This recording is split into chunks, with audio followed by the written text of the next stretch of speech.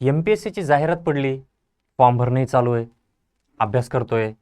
या अगोदर 2-3 अटेम्प्ट झालेत. मनामध्ये एक भीती आहे की यावेळेस होईल का नाही, जागा चांगल्या आहेत.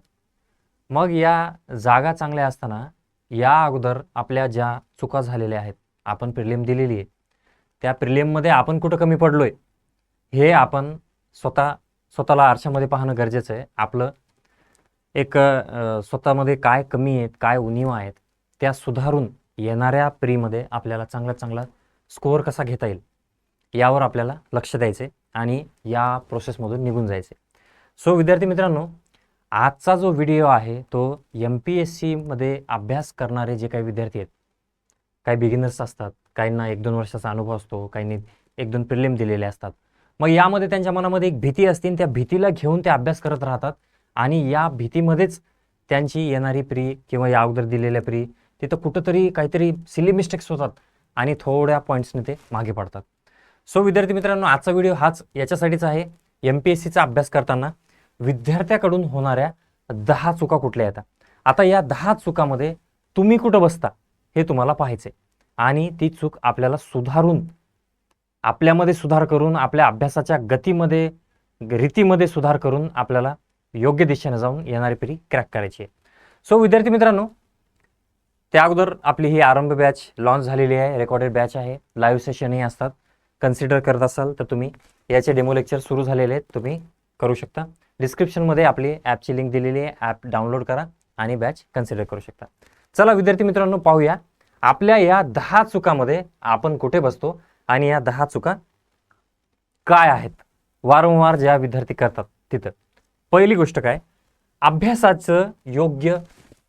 अभ्यासाची जी आहे ना ती योग्य योजना नसणे. मग अभ्यासाची योग्य योजना म्हणजे काय असतं, तर कोणता विषय कधी, किती आणि कसा अभ्यासायचा याचं स्पष्ट नियोजनच नसतं. मग काय, मला भूगोल चांगला वाटतो म्हणून मी काय करतो, भूगोलच वाचत बसतो. इतिहास बोरिंग वाटतो, इतिहासाला मी काहीच, त्याला वेटेज आहे, पेपरमध्ये त्याला वेटेज आहे, पण इतिहास डोक्यात जातच नाही, इसवी सन लक्षात राहतच नाहीत किंवा कुठले व्हॉइसरॉय जे काही गोष्टी असतात इतिहासामध्ये त्या लक्ष राहत नाही. मग आपण काय करतो, इतिहासाला कुठंतरी कमी लेखतो आणि इतिहासाचे मार्क्स आपले जातात. मग काय, फक्त इतिहासच नाही, अशा बाबतीत प्रत्येकाचा कुठला ना कुठला वीक पॉईंट असतो. तर हे वीक पॉईंट आपल्याला चांगल्या रीतीनं अभ्यासायचे आहेत विद्यार्थी मित्रांनो. मग काय, विषय कुठला, कधी आणि कसा वाचायचा. मग एका दिवसात किती विषय करायचे, 2 विषय करायचे, 3 विषय करायचे, नियोजन काय आहे, 3 तासाचं एक सेशन, परत 3 तासाचं एक सेशन, संध्याकाळी मॅथ रिजनिंग, इव्हिनिंगच्या टायमाला करंट अफेअर, असं जर नियोजन असेल, प्रत्येक विषयाच्या वेटेजनुसार जर त्याला योग्य न्याय दिला तर विद्यार्थी मित्रांनो तुमचे मार्क्स कमी होत नाहीत. मग विषय कधी, किती आणि कसा अभ्यासायचा याचं स्पष्ट नियोजन जर असलं आपलं, तर अभ्यास विस्कळीत होत नाही आणि वेळेचं योग्य नियोजन हे आपलं यशाचं पहिलं पाऊल आहे विद्यार्थी मित्रांनो. मग वेळ का म्हणतात, वेळ खूप महत्त्वाची असते, एकदा वेळ निघून गेल्यानंतर आपल्याला काही भेटत नाही. मग हेच ते आहे ना, वेळेचं योग्य नियोजन हे आपलं यशाचं पहिलं पाऊल आहे. दुसरं काय, तर अभ्यासक्रम न वाचता अभ्यास सुरू करायचा. कुणीतरी सांगतं MPSCचा अभ्यास करायचा, आपल्याला अभ्यास करायला लागलो, पुस्तकं उचलले, बाजूचा हा पुस्तक वाचतोय म्हणून मी पण तो पुस्तक वाचतोय. अभ्यासक्रमच माहीत नाही, फक्त एवढं माहिती आहे की काय काय, फक्त भूगोल माहिती आहे, इतिहास माहिती आहे, सायन्स माहिती आहे, GS GK करंट अफेअर असतं, GS GK तर खूप सारं असतं.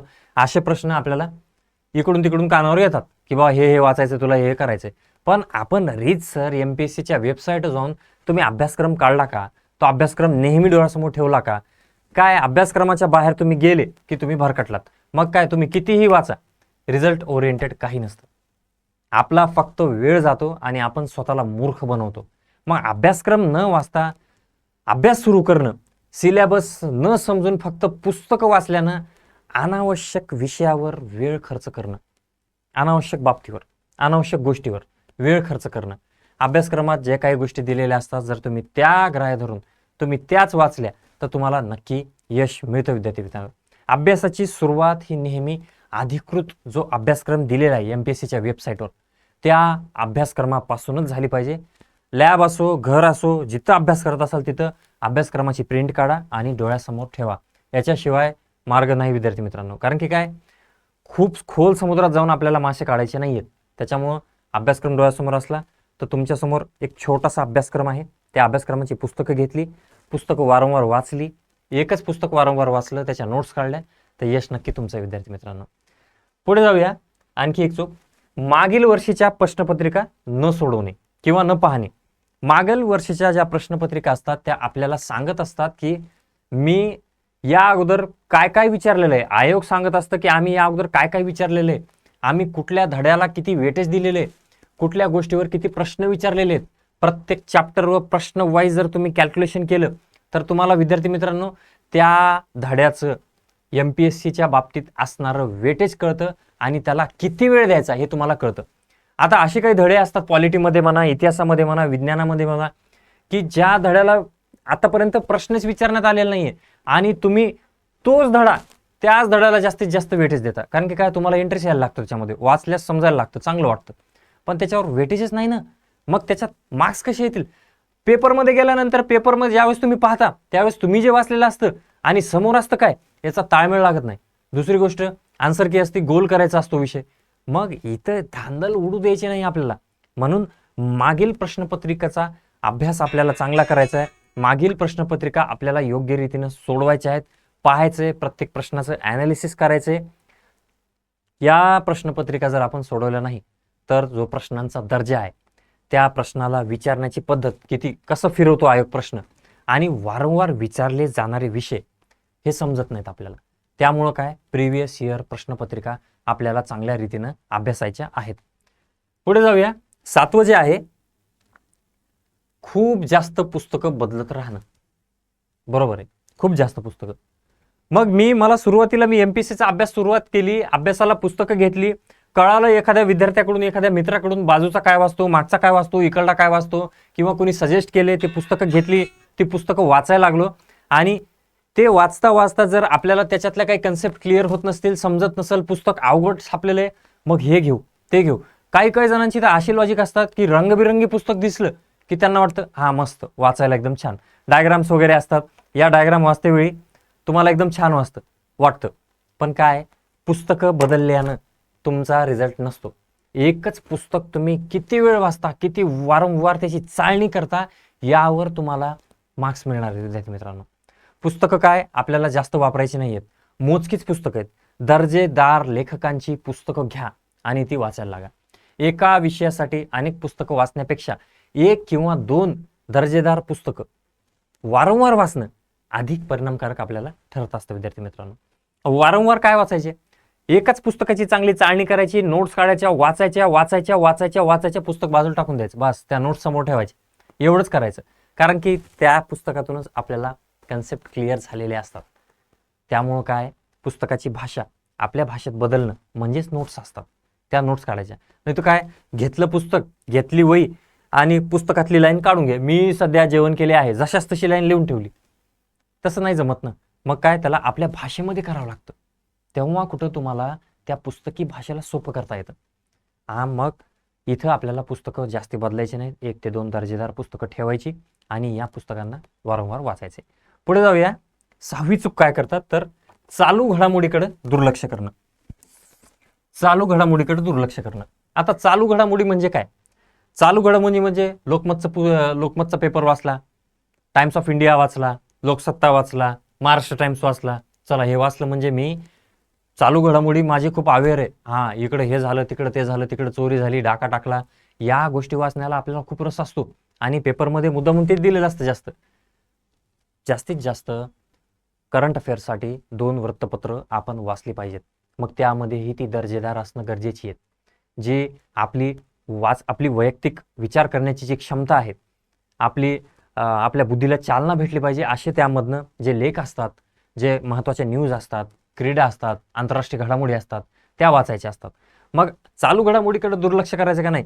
एक इयरबुक, मासिक जे काय आलेलं असेल, द्विमासिक, त्रैमासिक, 6 मासिक, जे काय आलेलं असेल ते मासिक घ्यायचं, त्याच्यामधले महत्त्वाचे चॅप्टर हायलाईट करायचे.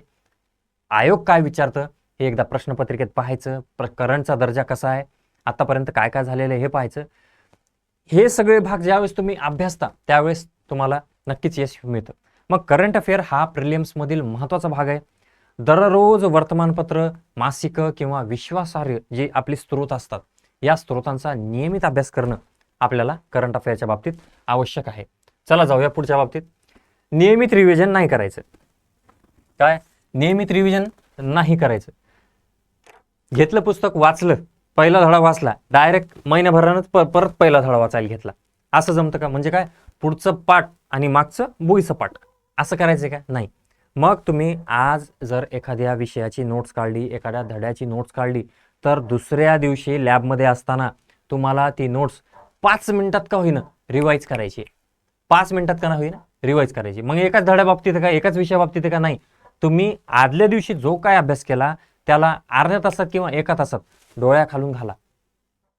डोळ्याखालून घाला. म्हणजे कसं आहे, तुम्ही जितकं जास्त रिवाईज कराल तितकं जास्त. याचा फंडा आहे बरं विद्यार्थी मित्रांनो. तुम्ही हे करून पहा. ज्यावेळेस तुम्ही वारंवार नोट्स वाचता, तुमच्या आदल्या दिवशी केलेला अभ्यास वारंवार वाचता, आणि जिथं तुम्हाला परीक्षेमध्ये समजत नाही की अरे याचं उत्तर हे की हे, 2 आहे की 3 आहे, तिथं तुमचा सिक्स सेन्स जागृत होतो. तुम्ही वाचलेलं असतं, डोकं तुम्हाला सांगतं की याला टिक कर, आणि त्यालाच म्हणतात टुक्का लॉजिक. टुक्के का लागतात विद्यार्थ्यांचे? तर त्यांनी ते वारंवार रिवाईज केलेलं असतं. तिथंच तेच आपल्याला करायचंय. मग नियमित रिव्हिजन आपल्याला करायचंय. नियमित रिव्हिजन न करणं, फक्त नवीन अभ्यास करून उपयोग असतो का? तर नाही. नियमित उजळणी न केली तर शिकलेला अभ्यास किंवा आपण केलेला जो अभ्यास असतो तो लवकर विसरतो. दिवसभर अभ्यास केला, लॅबच्या बाहेर आलो, विद्यार्थ्याने एखाद्या मित्राने एखादा प्रश्न फेकला आणि त्या प्रश्नाचं उत्तर नाही आलं, वाचलेल्या धड्यातलं उत्तर नाही आलं आज सकाळचं, तर मग तुमच्या त्या अभ्यासाला, त्या गेलेल्या दिवसाला तुम्हाला काय अर्थ राहिला? असं होऊ द्यायचं नाहीये. चला जाऊया पुढच्या प्रश्नाकडे. काय विद्यार्थ्याची चूक? तर 4 नंबर, मॉक टेस्ट न देणं. आता मनामध्ये भीती आहे. काय?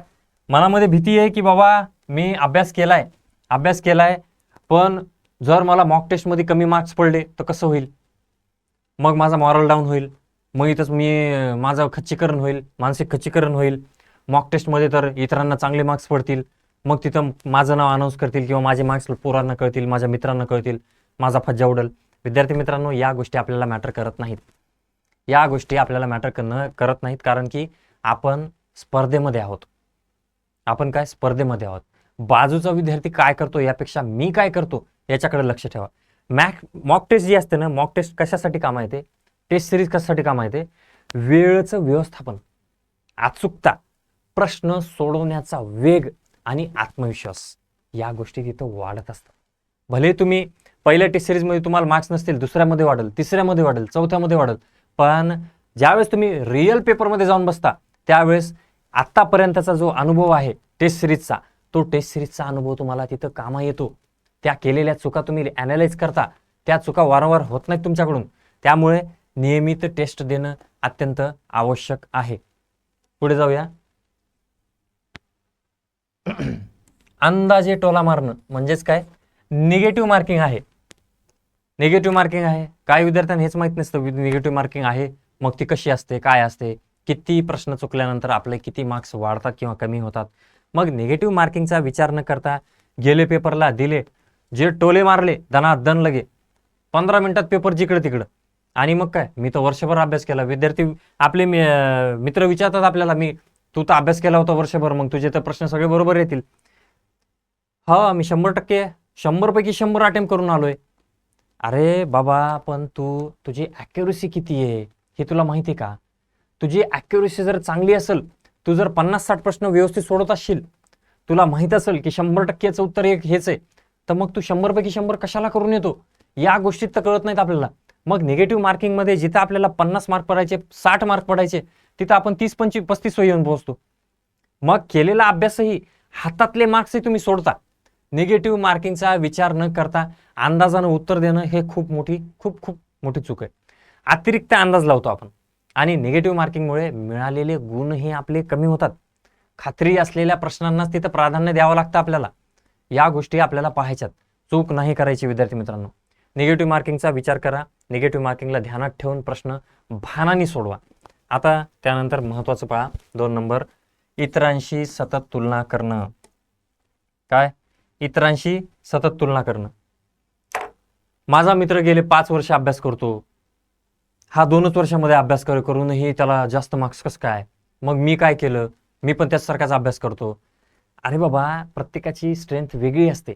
काही जणांची पार्श्वभूमी ही आता आर्ट्समधले विद्यार्थी किंवा सायन्समधले विद्यार्थी किंवा इंजिनिअरिंगचे विद्यार्थी यांचं इंजिनिअरिंगच्या विद्यार्थ्याचा मॅथचा विषय कमीत कमी पक्का असतो. मॅथ म्हणजे त्यांना सतावत नाही जास्त. पण काय आर्ट्समधल्या पोराला मॅथ जरा सतावतं, अडचणीत आणतं. पण मग तुम्ही तिथं कंपॅरिझन करणार का त्याच्यासोबत, किंवा तो असा मी तसा, तिथं मॉरल डाऊन करून घेता तुम्ही स्वतःचं. इतरांशी सतत तुलना करणं, प्रत्येक विद्यार्थ्याचा अभ्यासाचा वेग, त्याची पार्श्वभूमी आणि पद्धत ही वेगळी असते. तुलना करण्याऐवजी स्वतःच्या प्रगतीवर लक्ष केंद्रित करा. तुलना करू नका. येणारा पेपरही तुमचा असू शकतो. पुढच्या 6 महिन्यातही तुम्ही त्याला ओव्हरटेक करू शकता. त्यामुळं तुलना करू नका. आणि सगळ्यात महत्त्वाचं, MPSCमध्ये तुम्हाला MPSCचा जर अभ्यास करायचा आहे, तुम्हाला MPSCमध्ये जर यश पाहिजेच असेल, तर सगळ्यात महत्त्वाचं, याला मी 1 नंबरला का ठेवले, सातत्याचा अभाव. करून पाहू, देऊन पाहू. काय MPSCची जाहिरात आली, खूप मोठी जाहिरात आहे, 2 पेपर द्यायचे आणि लागून जायचं. अरे बाबा, करून पाहून देऊन पाहू म्हणणारे इथं टिकत नाहीत. इथं सातत्य महत्त्वाचं आहे. 2-3 दिवस भरपूर अभ्यास करून नंतर अनेक दिवस खंड पडला तर तयारी आपली कमकुवत होते. रोजचा नियमित अभ्यास हेच यशाचं खरं रहस्य आहे. सातत्य. दिवसात पुस्तक उघडून बघितलंच पाहिजे तुम्ही अभ्यासिकेत 6 तास नाही, 2 तास तरी बसलेले पाहिजे. 24-24 तास अभ्यास करणारे नाही, तसा अभ्यास नाही करायचा 24-24 तास. 6 तासाचा अभ्यास करा, पण त्याचं असं नियोजन करा की त्याच्यातून तुम्हाला 5 तरी प्रश्न MPSCतले क्लिअर झाले पाहिजे. 5 तरी प्रश्न दिवसभरामध्ये. मग काय 2-3 दिवस भरपूर अभ्यास करून नंतर अभ्यास सोडतो, परत धरतो, परत सोडतो, परत धरतो, असं करायचं का नाही. नियमित अभ्यास करायचा आहे. आणि नियमित अभ्यास करणारे जे विद्यार्थी असतात ते कधी ना कधी तुम्हाला पोस्टवर गेलेले दिसतात. मग विद्यार्थी मित्रांनो, याच्यामध्ये काय, या 10 चुकामध्ये तुम्ही स्वतःला पहा की मी कुठं चूक करतोय. आणि याच्यातून मला एवढाच निष्कर्ष सांगायचा आहे की काय निष्कर्ष, MPSC प्रिलिम्समध्ये ना यश मिळवण्यासाठी योग्य नियोजन, अभ्यासक्रमानुसार अभ्यास, नियमित रिव्हिजन, चालू घडामोडीची तयारी, मॉक टेस्ट आणि सातत्यपूर्ण आपली मेहनत, स्वतःवरचा विश्वास, या गोष्टी अत्यंत महत्त्वाच्या आहेत. स्वतःचा मॉरल डाऊन होऊ द्यायचा नाही कधी. या 10 चुका जर तुम्ही टाळल्या तर नक्कीच यशाची शक्यता निश्चितच वाढते. निश्चित म्हणजे काय, हमखास वाढते. विद्यार्थी मित्रांनो, या चुका मी MPSCचा अभ्यास केलाय. या अभ्यासामध्ये मी ज्या चुका केल्या होत्या त्या चुकांमधून विद्यार्थ्यांच्या काय चुका होतात त्या मी समोर ठेवलेल्या आहेत. तुम्ही पहा, यामध्ये तुम्ही कुठं स्वतःला सुधारू शकतो. भेटूया विद्यार्थी मित्रांनो पुढच्या व्हिडिओमध्ये. तोपर्यंत राम राम.